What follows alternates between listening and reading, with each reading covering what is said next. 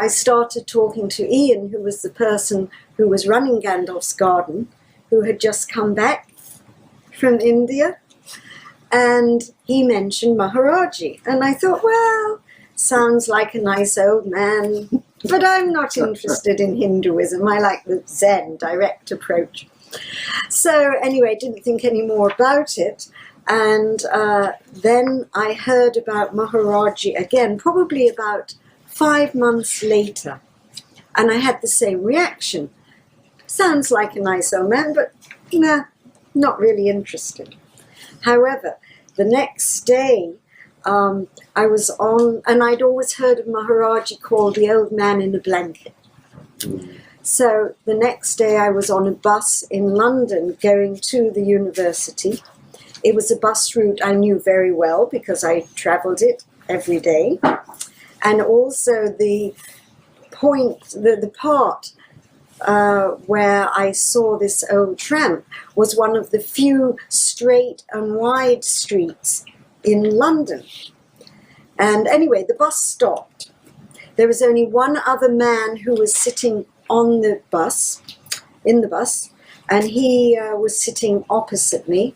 Bus conductor was upstairs. It was a double-decker. And so the bus stopped.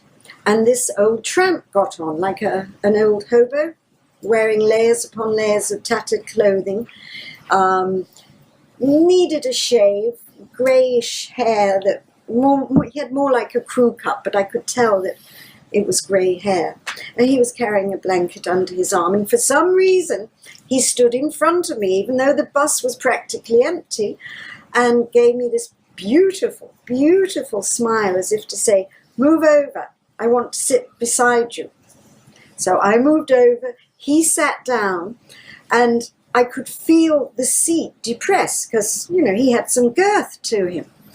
And as I said, I was very shy in those days, so I didn't look at him again. I was fascinated, but it wasn't polite to stare. So I turned around, looked out of the window, and I thought to myself, well, what a beautiful smile, what a nice old man. And as I said old man to myself, I thought, old man in a blanket. At which point I kind of took note, and I thought, well, you know, be impolite and take another look at him. So I turned to look, and he wasn't there. And as I said, it was one... I knew the bus route so well. There was no bus stop.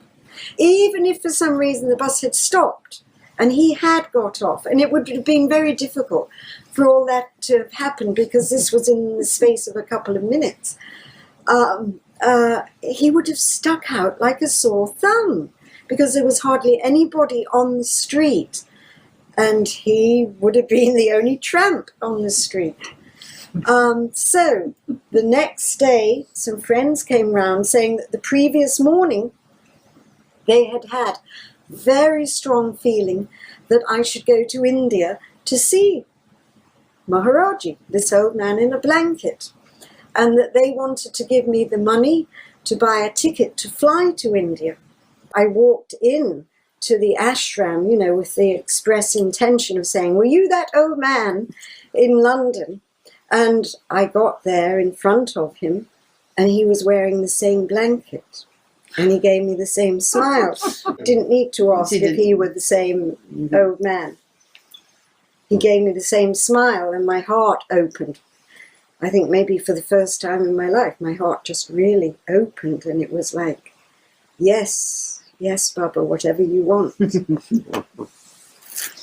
I remember developing at some point, I think it was some kind of, what do you call it, blood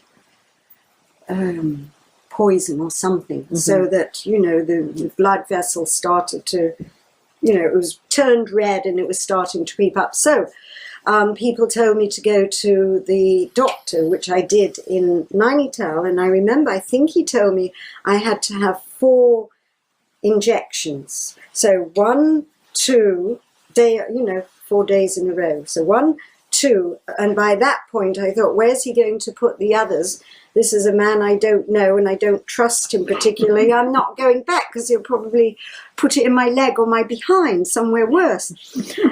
So I remember sitting in front of Maharajji and looking at him really intensely. I never said anything to him, but just asking him, please, Maharajji, please, whatever this is, help me, cure me. And the next morning, what had come up to, I think it was about there, had just gone. Mm-hmm. It had gone. If I had never done anything else in my life has been worth living because of being with him.